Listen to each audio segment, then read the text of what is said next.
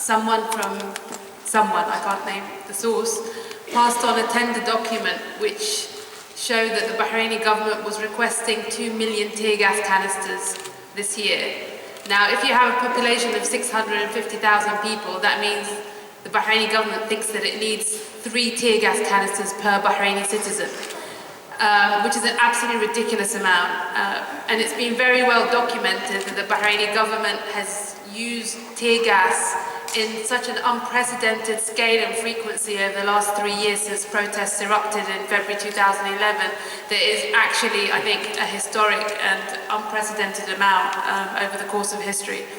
Of course, tear gas technically is allowed under international law for law enforcement, but we've argued as activists and international NGOs, human rights NGOs have argued that it actually has been weaponized. They've turned a non-lethal weapon into a lethal weapon. It's been responsible for killing at least 40 people, the majority of whom are the vulnerable, young and old people sitting in their houses, because they literally drowned the country, the small island, in a cloud of tear gas. I've had personal experiences of driving through clouds of tear gas with children sitting in the back seat, and it's not a very nice or a pleasant experience.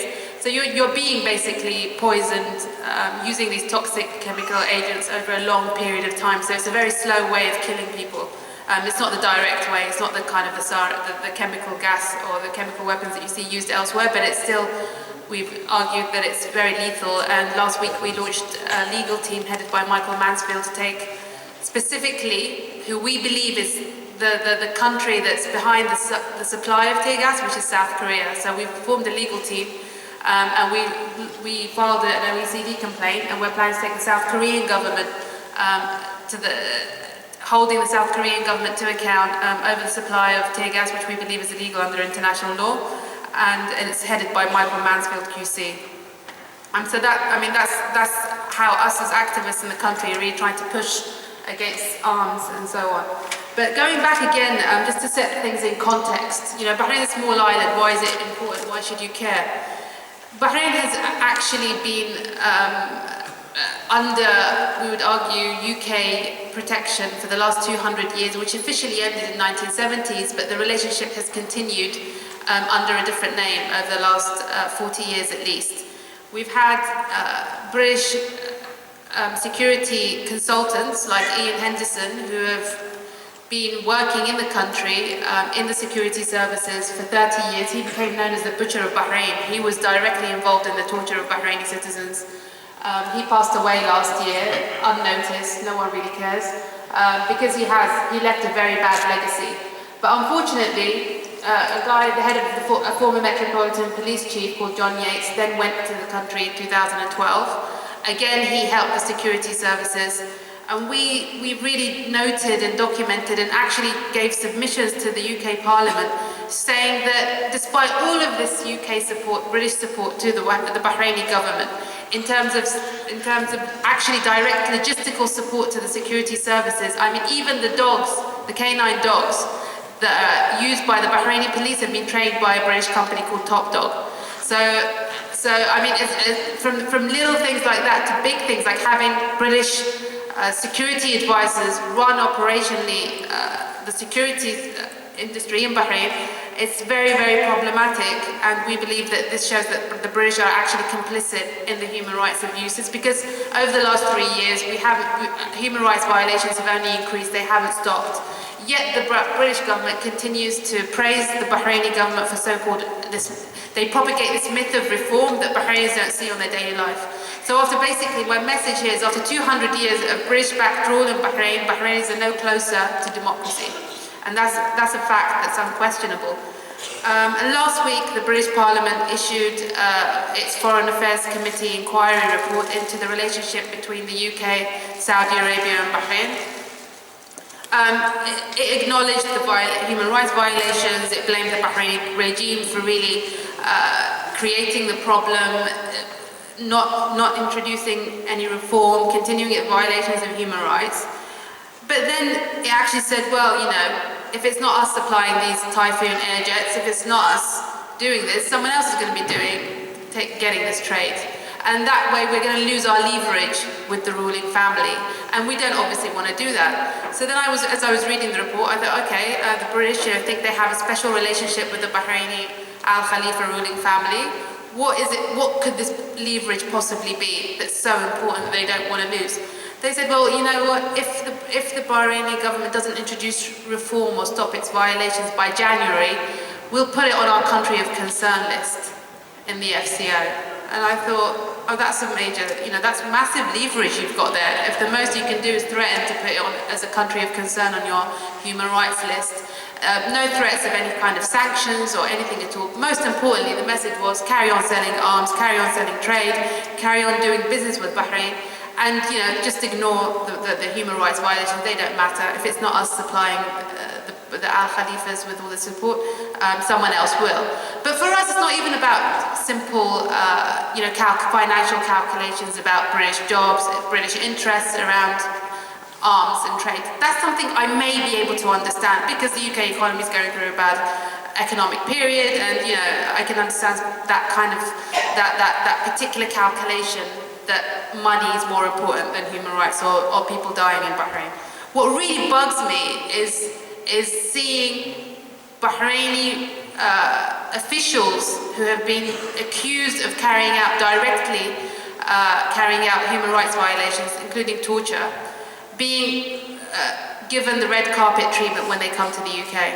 I mean, that really bugs me. I mean, carry on selling, but do I have to really see the king standing next to the queen during the Queen's Jubilee? And there's other things that are really, I would consider really kind of distasteful, like the Countess of Wessex in 2011. The crisis was still at its peak, coming to Bahrain to get an emerald diamond set from the king, and having no problems in doing that.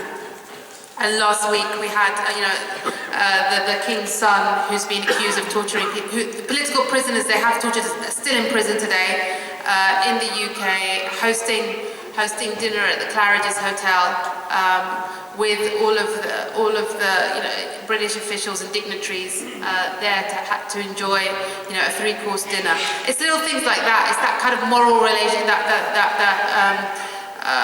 kind of particular relationship, the cozy relationship, where we know our king just wants to have afternoon tea at the Dorchester and just wants to sit in a horse show at Windsor with the Queen. And they're welcome and they're here and they're roaming around. Meanwhile, we've got 2,500 political prisoners in the country.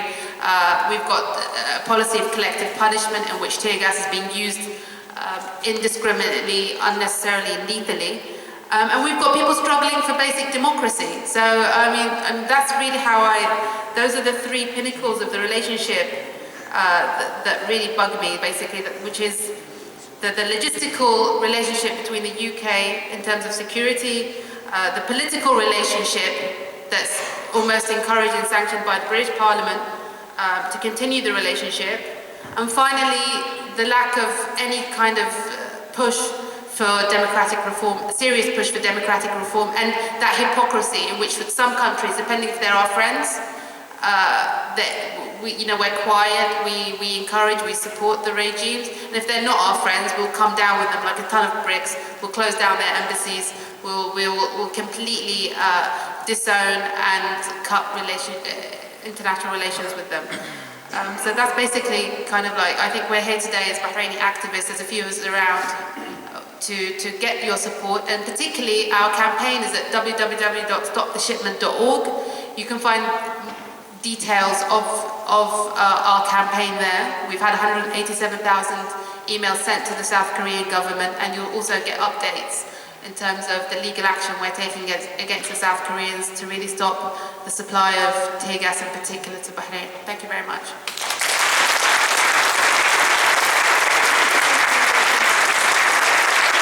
Thank you very much. I thought that was a really useful contribution, and just that web address again in case you didn't get it, that's www.stoptheshipment.org, www.stoptheshipment.org, and if people who are tweeting and Facebook and so on today could share that link as well, that'd be great. Our final speaker is Jean Lambert, MEP.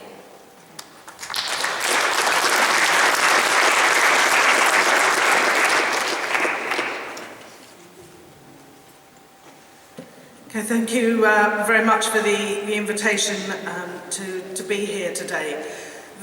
One of the roles that I have in the European Parliament is that I also chair Parliament's delegation for relations with 6 of the countries of South Asia, one of which is Pakistan, where of course the issue of drone strikes, the armed drones, has become an extremely big issue. And the current ambassador from Pakistan has talked in the Parliament about this now being a major cause of radicalisation in Pakistan. The New York Times has said that it's taken over from Guantanamo as a recruiting agent for certain, sort of on-the-ground forces there. And we know that Guantanamo itself is an incredible shame. It ought to be shut down. It's a scandal that it still exists, and it's now in its 12th year.